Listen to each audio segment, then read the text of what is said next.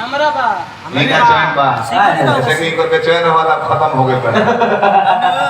जन नहीं ये होगा चैन नहीं के एक से एक धानी खथुआ रात के खत्म डुमराव में इसका चैन बा साइकिल वाला पे चैन बड़े के मोटरसाइकिल किनारे दे पौड़ी ना मारे का पौड़ी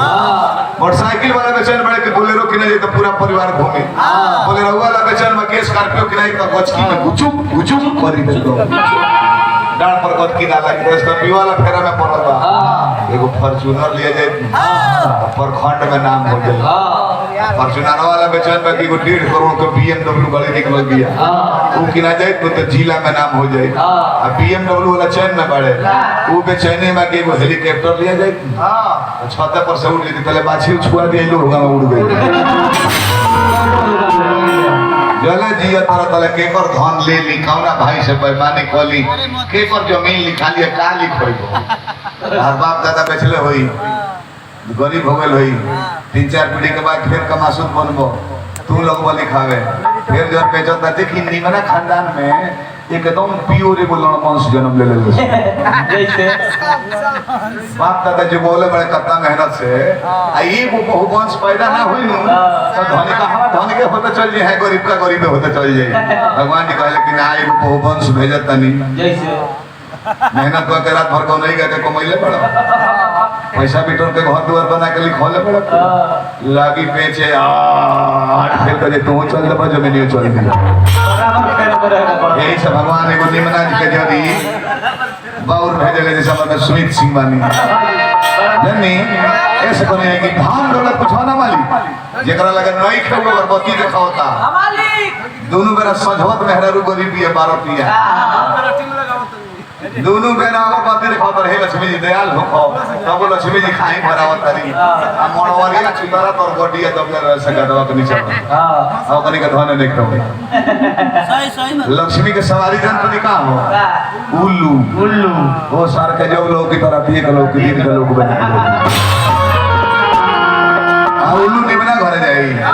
उल्लू मंदिर में जाई संत के लगे जाई पूरा दिए खट चक्का मार को सोने जगह पर जाई जहाँ काम चालू हो के बेस्यालय में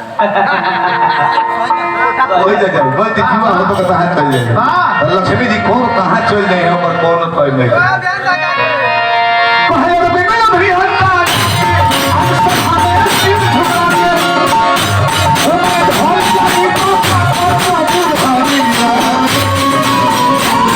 राम कहे के बा कहता का राम कहो तो का कहो अरे बाबू लाभ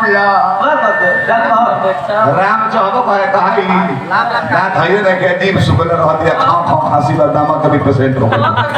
और जामो में तरह के होना लगे पुराने हो जे बतो जान तो के उच्चारण करना तो समय का हरे राम राम राम हरे हरे आज अगर मुंह में दांत तक पुराने बड़े उठा कोई है हरे राम राम राम हरे हरे हरे केतना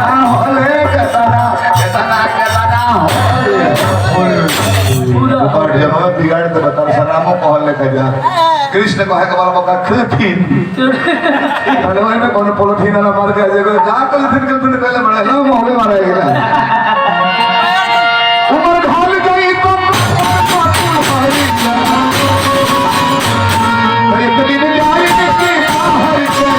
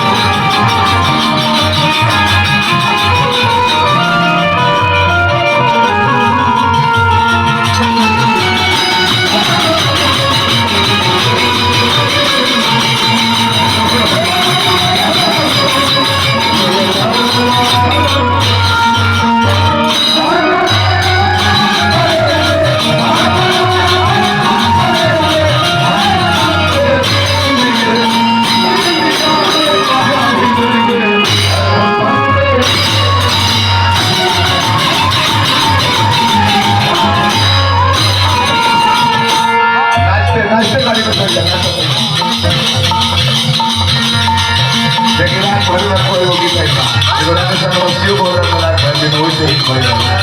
पागल रहा ए सखी सैया